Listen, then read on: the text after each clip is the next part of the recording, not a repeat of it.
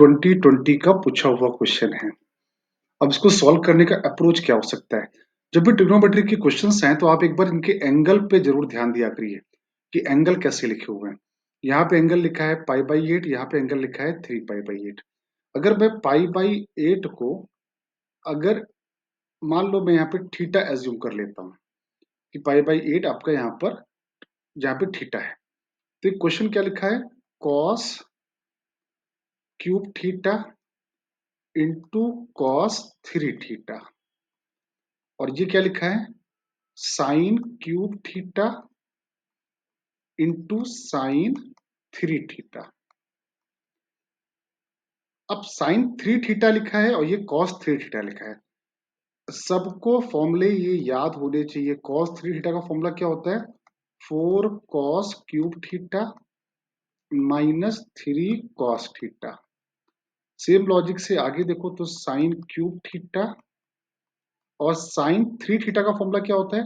3 sine theta minus 4 sine cube theta. अगर आपको याद आ रहा हो तो ये टाइप की प्रॉब्लम 10th क्लास में हम लोग करते हैं। आर डी शर्मा में ये प्रॉब्लम यहाँ वहां पे लिखी हुई है। तो ये 4 कॉस की पावर 6 थीटा माइनस 3 कॉस की पावर 4 थीटा।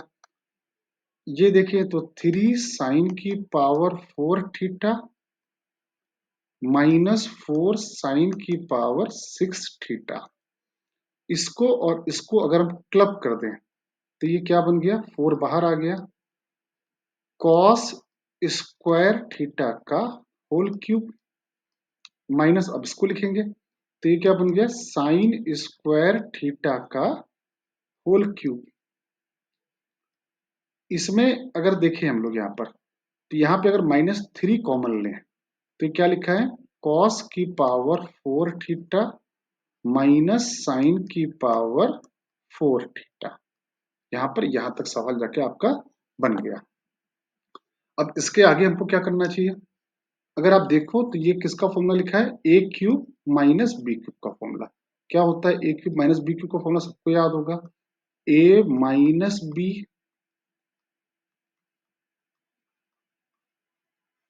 फिर ए स्क्वायर मतलब कॉस की power 4 theta plus B square sine की पावर 4 थीटा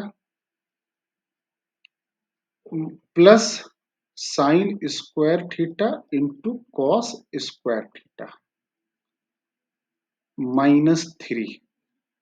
अगर यहां देखें तो ये फॉर्मूला बन गया A square minus B square का फॉर्मूला क्या होता है? ए प्लस बी और इंटू ए माइनस बी। अब जरा यहां देखो 4। अब यह फॉर्मूला बन गया cos square theta minus sign square theta, मतलब क्या बन गया? कॉस 2 थीटा बन गया।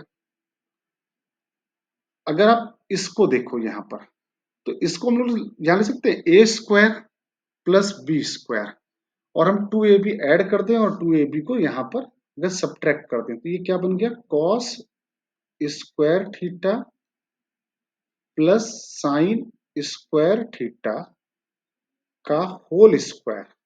तो मैंने 2 साइन स्क्वायर थीटा ऐड किया और 2 साइन स्क्वायर थीटा सब्ट्रैक्ट किया। अब सब्ट्रैक्ट किया तो ये क्या बन गया? Sign square theta cos square theta -3। ये तो आइडेंटिटी बन गई, साइन स्क्वायर प्लस कॉस करिए वैल्यू आ गई 1 और ये अगेन क्या बन गया? ये बन गया अगेन कॉस 2 थीटा बन गया जाके। अब ये 4 कॉस 2 थीटा ये आइडेंटिटी बन गई, इसकी वैल्यू क्या हो गई? 1 minus sign square theta into cos square theta minus क्या लिखा है? 3 कॉस 2 थीटा। अब अगर 4 कॉस 2 थीटा का यहां मल्टीप्लाई करो तो क्या आ गया? 4 cos 2 theta minus 4 cos 2 theta into sine square theta into cos square theta -3 cos 2 theta. अब 4 cos 2 थीटा और sin 2 थीटा क्या बन गया? ये cos 2 थीटा, cos 2 थीटा आ गया, और ये 4 और sine square into cos square, ये मिलके क्या बन गया? साइन स्क्वायर 2 थीटा का फॉर्मूला आ गया। अब थीटा कितना था आपके पास? पाई/8, तो ये कितना बन गया? cos पाई/8, यहां पे डाला तो cos पाई/4 आ गया। अब थीटा यहां डाला तो कितना आ गया? cos पाई/4 आ गया। और थीटा आपने यहां डाला तो ये बन गया साइन स्क्वायर पाई/4 बन गया। cos पाई/4 की वैल्यू 1/√2, cos पाई/4 की वैल्यू 1/√2, साइन पाई/4 की वैल्यू 1/√2 का होल स्क्वायर 1/2। पूरे में क्या कॉमन आ रहा है? 1/√2 कॉमन आ रहा है। अंदर क्या बचा? 1 - 1/2 मतलब 1/2। The answer is 1/2√2। This is the answer. अब इस फॉर्मूले में अगर देखें तो सिंपली कीजिए, यहां पर क्या क्या यूज हुआ है। हमको एक sin 3 थीटा का फॉर्मूला याद होना चाहिए, cos 3 थीटा का फॉर्मूला याद होना चाहिए, cos 2 थीटा का फॉर्मूला याद होना चाहिए, और sin 2 थीटा का फॉर्मूला। ये फंडामेंटल है बेटा 11th क्लास का। ये अगर फॉर्मुलों के बगैर आप ट्रिग्नोमेट्री का सवाल नहीं कर पाएंगे, मैं बार बार एक ही बात बोलता हूं, तो इसको याद करिए।